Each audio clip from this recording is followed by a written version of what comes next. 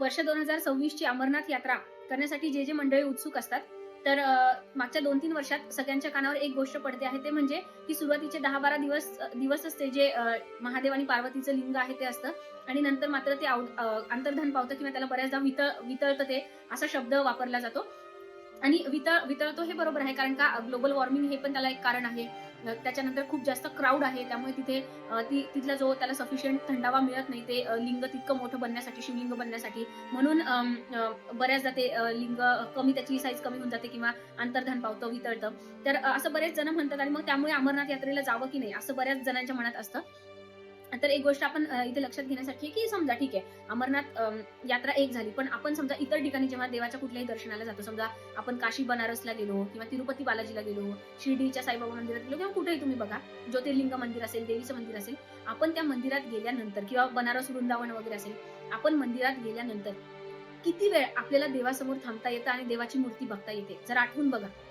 तिरुपतीचा अनुभव सांगा प्रत्येक जण, बघा बरं अनुभवा. आपल्याला बघताच येत नाही, ते थांबूच देत नाही, आपल्याला लगेच ढकलून देता, पुढे जा, पुढे जा, पुढे जा असं करता.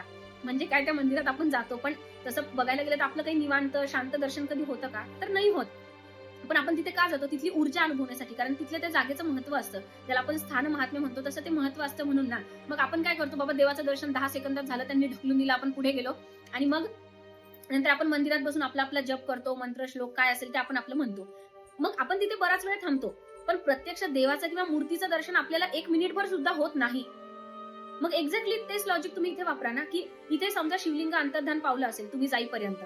पण शेवटी त्या जागेचं पण एक महत्त्व आहे ना, ते तर आपण नाही नाकारू शकत ना, आणि आपण त्याच्याचसाठी तिथे जाणार आहोत.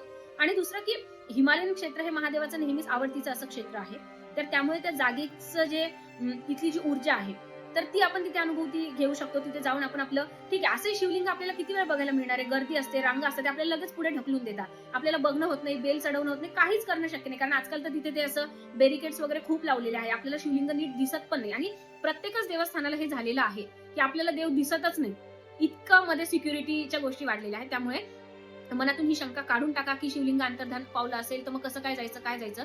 जागेचं महत्त्व आहे, स्थानाचं महत्त्व आहे. तुम्ही तिथे जाऊ शकता, तिथे बसू शकता, डोळे मिटून काही ओम नमः शिवायचा जप करू शकता, देवाचा मंत्र म्हणू शकता, शिवलीलामृताचा अध्याय म्हणू शकता. जे काही तुम्हाला तिथे जाऊन करता येण्यासारखं आहे, ती ऊर्जा स्वतःच्या आत समाविष्ट होण्यासाठी शिवलिंग समोर असलंच पाहिजे, दर्शन झालंच पाहिजे असं जरुरी नाहीये. त्यामुळे जी या वर्षी तर 60 दिवसांची, वर्ष 2026 मध्ये अमरनाथची यात्रा 60 दिवसांची आहे. म्हणजे यावर्षी भरपूर मोठा कालावधी मिळालेला आहे. तर यात्रा मिस करू नका. तुम्हाला जर एकट्याने कसं जायचं, काय जायचं प्रश्न असेल, तर आमचा ग्रुप सोबत आहे. आम्ही 24 जुलैला यात्रेचं नियोजन केलेलं आहे. आमच्या ग्रुपलाही तुम्ही जॉइन होऊ शकता. तुमचं तुम्ही इंडिव्हिज्युअल जात असाल तरी पण ठीक आहे. संपूर्ण माहिती आमच्या YouTube चॅनलवर उपलब्ध आहे. तुम्हाला पर्सनली परत काही माहिती लागत असेल, तर तुम्ही मला व्यक्तिशः संपर्क करू शकता.